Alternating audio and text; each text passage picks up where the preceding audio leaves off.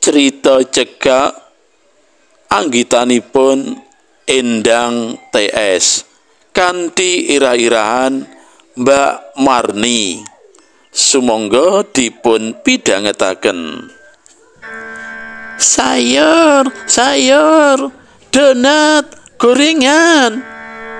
Ukara iku asring tarungu saben jam 5:30 esuk nalika aku wiwit mbukai lawang lan jendela kamar. Suarane banter tur nyempreng yen dirungu sajak sing duwe swara iku nembe nandang kasusahan.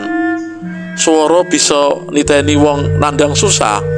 Sing ngomong kaya mengkono iku Bu Mintarsih, tangga ngarep omah.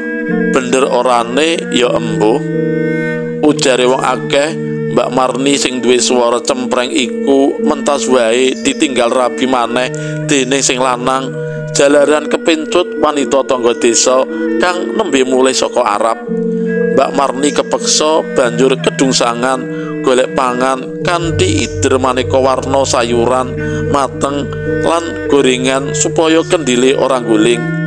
Dodolane Mbak Marni mau biyantu banget marang ibu-ibu kompleks perumahan sing lagi aras-arasen masak utawa ora ana wektu kanggo masak.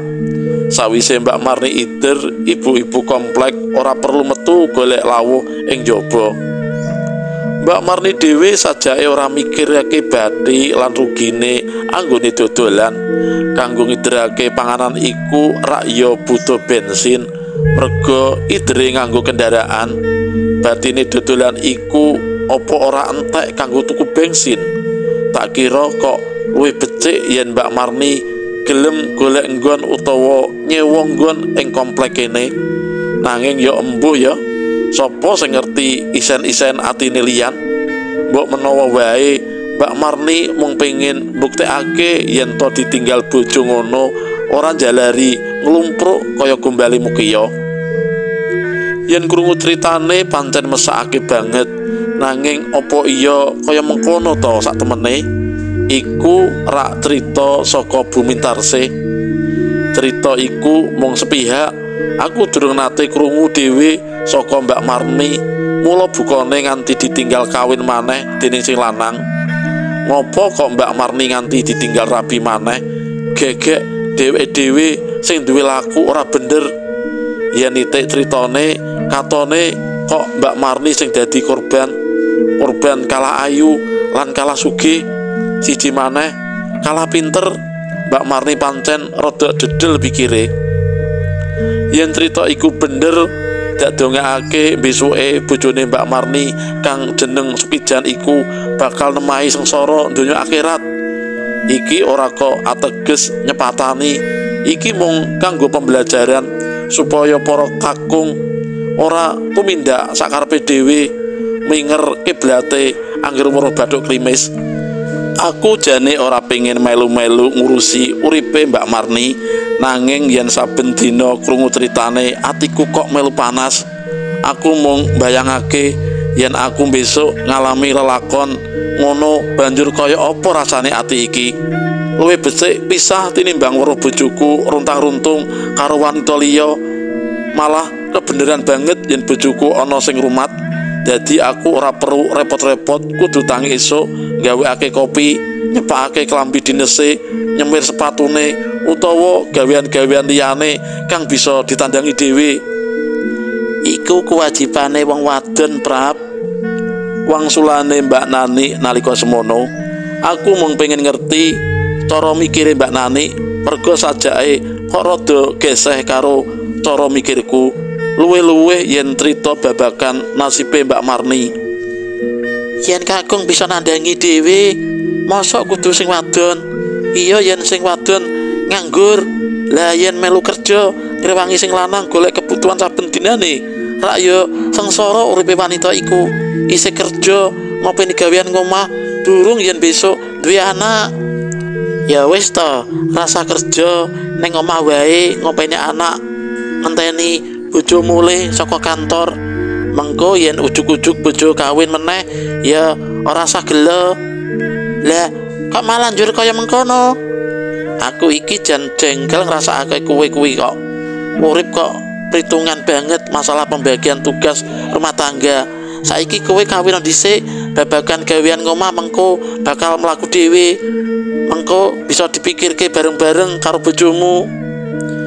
Jane ya orang ngomong masalah kawin ngopo to, Mbak? Kawit wingi sing diomongke kok kuwi wae. Apa ora ana omongan liyane? Lah, sing miwiti gunem sapa? Rak ya kowe dhewe to. Kowe sing ngomong jari mesakake uripe Mbak Marni. Kowe lali, sapa ngerti dheweke kaya mengkono iku malah bahagia. Yen nitik omongane Mbak Nani saja ora cocok marang pamawasku, aku mung pengen omong yen ngingeti Mbak Marni kaya ngono iku, endi tugase kakung kang duwe kewajiban nyukupi kabeh kebutuhan ngomah. Yen Mbak Marni jam 5:30 wis idir panganan ing komplek kene, njur kapan anggone ngurusi anake, nyepakake piranti sekolah anake? Rak ya mesakake bocah SD kelas 2 wis diakon adus dhewe, dandan dhewe. Direwangi kaya mangkono iku, sing lanang isih durung trima. Buktine sing lanang ninggalake Mbak Marni. Nalika aku takon Mbak Marni anake ditinggal ider panganan iku, jare wis biasa. Idep-idep ngelatih mandiri supaya besoke ora kulino jagake liyan. Pancen ana bendere, nanging rak ya ora kudu diculake ngono wae. Kaya pitik bubar dibuka kandange terus padha ucul golek pangan dhewe-dhewe.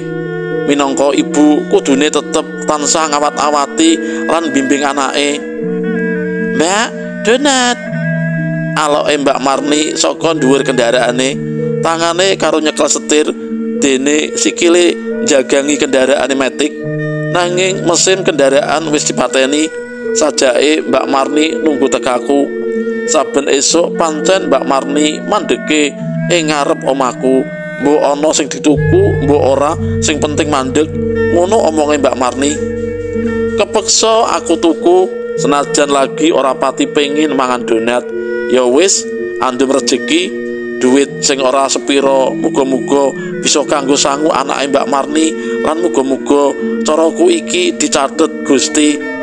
Tak kira cara iki luwih becik tinimbang menehi duit kanggo wong ngemis ing dalan-dalan kang mung jagake paweweng liyan kae. Lemper 5, donat 5 karo tempe bacem 3.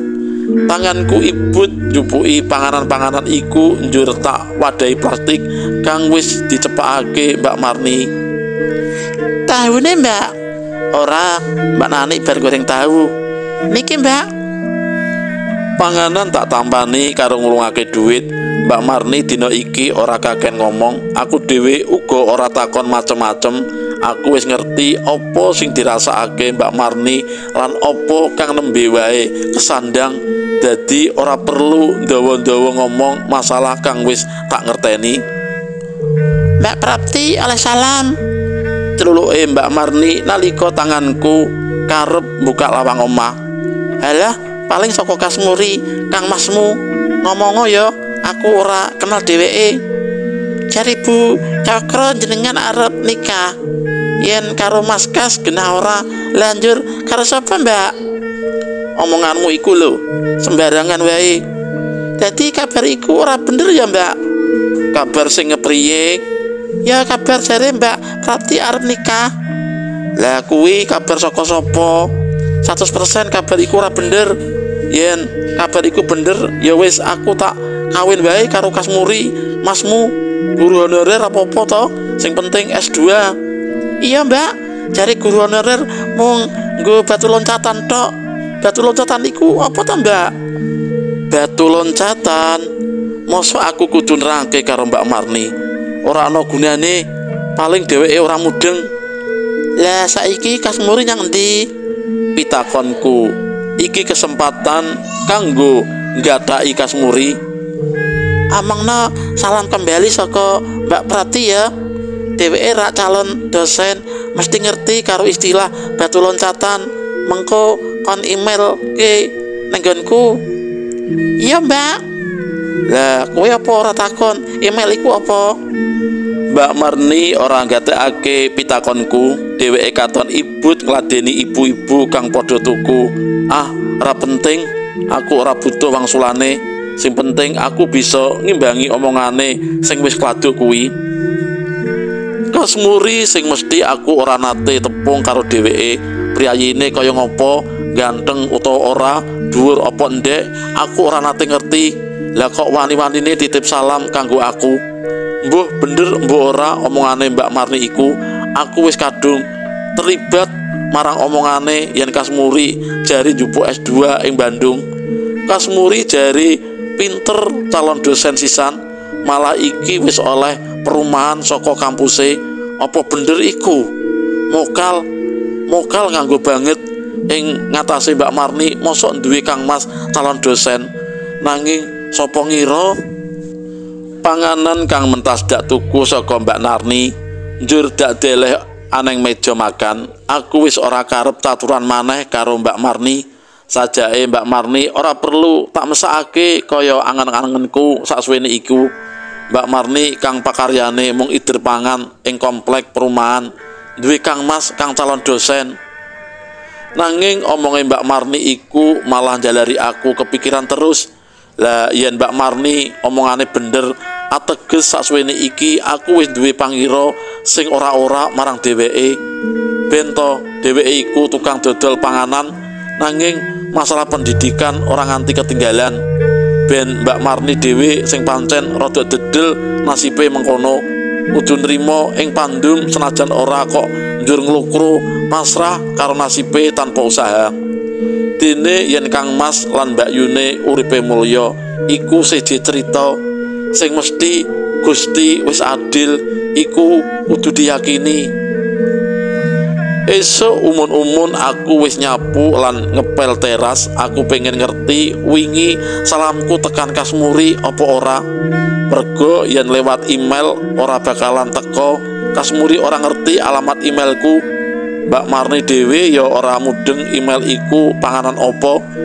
Aku penasaran marang wong sing jeneng Kasmuri, guru honorer sing calon dosen iku. Mbak Prapti nggih? Pitakone sawijining pawongan aro-aro. Inggih. Wangsulanku karo nyelehake lapel. Aku marani wong iku sajak karep ketemu aku. Mangga pinara, nuwun sewu, tasih teles nembe dipel. Mboten menapa, Mbak, namung ngaturake titipan menika. Pawongan iku ngulungake bungkusan plastik isi lemper, donat lan tempe bacem. Titipan menapa menika? Titipan saking Marni. Lho, jenengan ingkang asma Kasmuri nggih? Pitakonku nyakinake gek salah. Nggih Mbak, kula Kasmuri.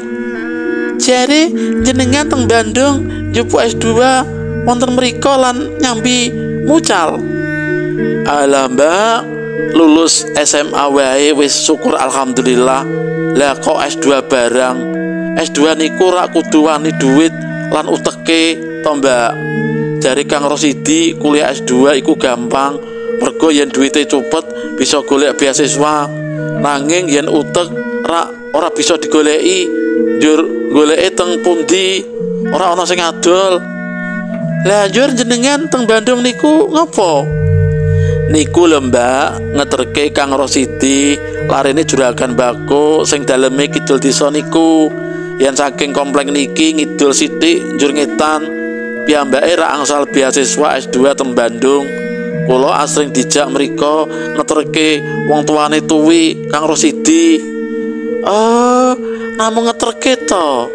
Inggih Mbak. Bareng nggih Mbak, titipane pun kula wenehaken jenengan nggih. Nggih Mas, suwun lho. Kasmuri pamit njur nutukake ngidrake sayur lan jajanan gorengan. Dheweke ganteni Mbak Marni, jari anake Mbak Marni lagi meriang. Mesakake langganane yen Mbak Marni prei, bisa-bisa langganane padha mlayu. Mbak Marni, kowe iki ngapusi aku. Tak kira Kasmuri iku calon dosen. Tiwas aku seneng, jebul codel.